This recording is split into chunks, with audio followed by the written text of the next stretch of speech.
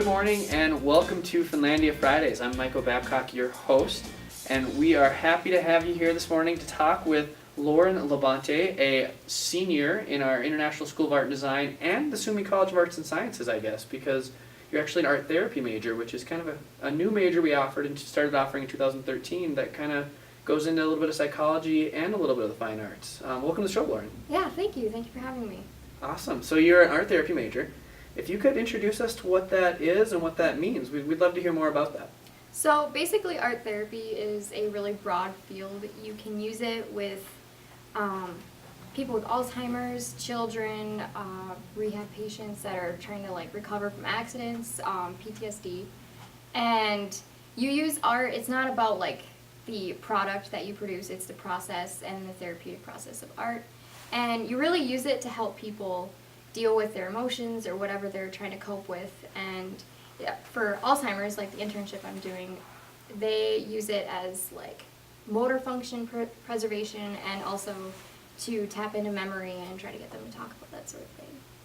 Awesome. I know there's been a lot of interest in this program. It's kind of a unique offering having it as an undergraduate degree. Is that, do you know a lot of have you seen that major from a lot of your friends or anything like that? I'm the only one I've ever met that is going into art therapy, but most of the time you either major in art or psychology, and then you go to graduate school and you decide you want to be an art therapist, and then they make you go back and take either art or psychology classes, whatever you need to make up. So yeah, it's pretty uncommon to have it as an undergraduate program. So when you say that, the reason that we're kind of offering that then is kind of to prepare people for that master's degree then. Yeah, it'll be nice because then I don't have to backtrack when I do go to grad school. I will have already had all of these credits and I can jump right into the master's degree. That makes sense. And you're graduating this year. Yes. Is that something you're kind of looking at for a future choice? Definitely. I'm applying to schools in Chicago and New York, and hopefully New York. That's the dream goal. Awesome. So again, welcome to Finlandia Fridays. This is our weekly interview show we do. You'll be able to find all of these interviews at finlandia.edu/Fridays. We're here today talking with art therapy senior Laurin Labonte. Laurin, you're from Kingsford. Yes. So you've kind of heard of Finlandia growing up in the UP, I imagine. Yeah, my school, Kingsford, actually would do portfolio reviews every year, and local colleges and Finlandia would come over and they would review our portfolio. So I've known Denise since I was a sophomore in high school. Oh, wow. So I've been talking to her pretty much growing up through. Yeah. Yeah. That's pretty cool. So what kind of experience did you have? So obviously knowing Denise, did you get to come to campus to visit or anything like that? I actually didn't until July before I transferred here. Okay. So about a month before I came to school was the first time I got to come and really see the campus. And a transfer student, I understand you went to Bay College, is that right? Yes. What kind of experience was that transferring in here?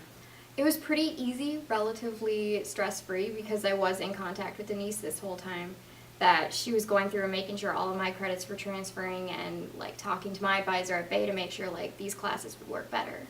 Yeah. Did a lot of your what was it attracted you to Finlandia from Bay?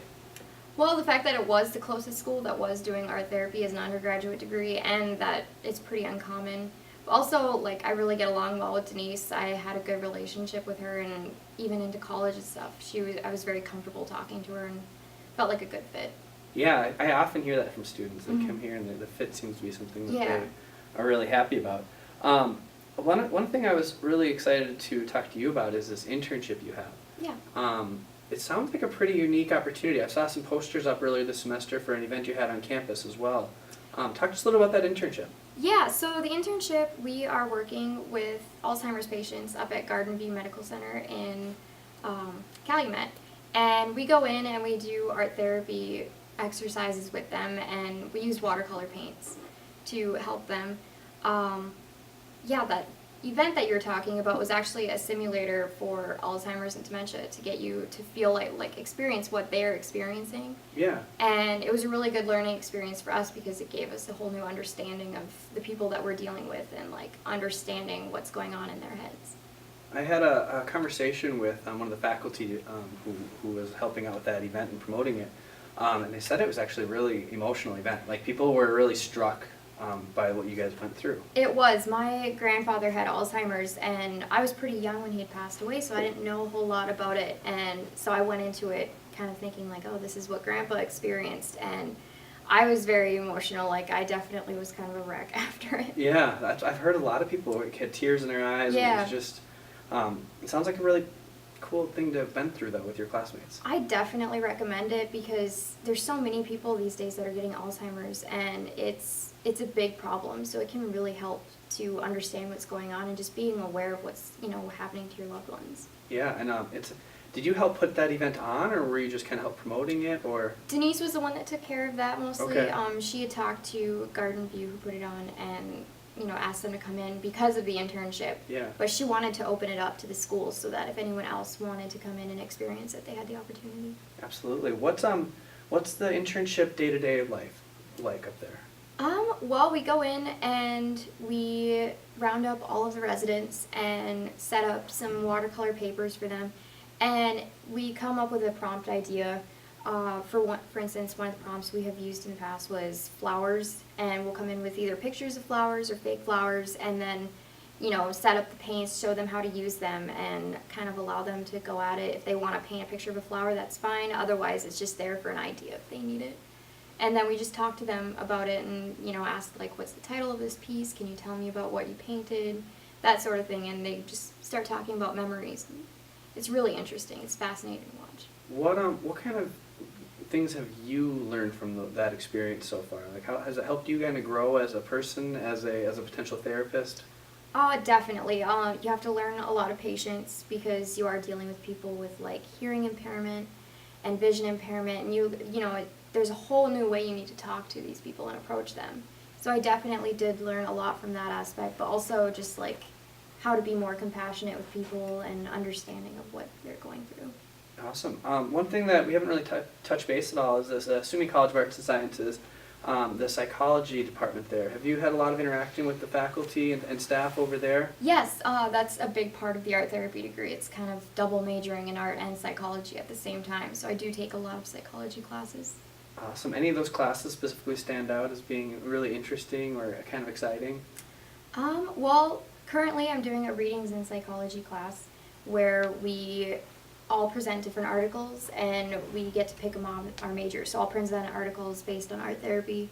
So I presented one about Alzheimer's patients and using art therapy. So it's an interesting way where you can research more about your major but also, like, inform people about it. Awesome. And then one last thing I want to talk to you about is your involvement with the Young Women's Caucus for Art. Yeah. I get a lot of these events that come to me to help promote them throughout campus, and I see quite a bit of events from you guys. Yeah. Tell me a little bit about that group and what it's like. Well, basically, we are a group of artists, and unlike the name may present, like, you do not have to be a girl to enter it. You are allowed, guys are allowed in. We do have one guy in it right now.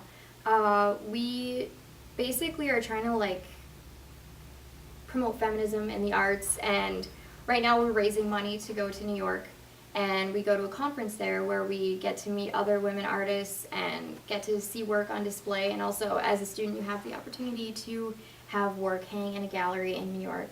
So that's pretty cool to put on your resume as a student. Absolutely. Yeah. One of the things that I know from working with Art and Design School is that program, the Young Women's Caucus for Art, is actually, we're one of the first schools in the country to have that kind of thing for students to have. I believe we are the first chapter that was created. It started at this school, so that's pretty interesting. Yeah, and you guys are planning to go to New York this year, hopefully going to New York. Hopefully. If you check out finlandia.edu/art, we'll be posting any fundraisers they do, and typically they do a couple a year, so look back there and hopefully we can help them get to New York again this year. I think that's about it for today, so thanks, Laurin, for being on the show. Thank you for having me. We appreciate having you, and this again is Finlandia Fridays. This is our weekly interview series we do at Finlandia University. You can find all of the archives at finlandia.edu/Fridays. While there, we also invite you to subscribe to our email newsletter, as well as follow us on Facebook and Twitter, where we post these videos and the audio formats as well, and you can subscribe on iTunes. Thank you so much for being with us here this Friday morning, and we will see you next Friday.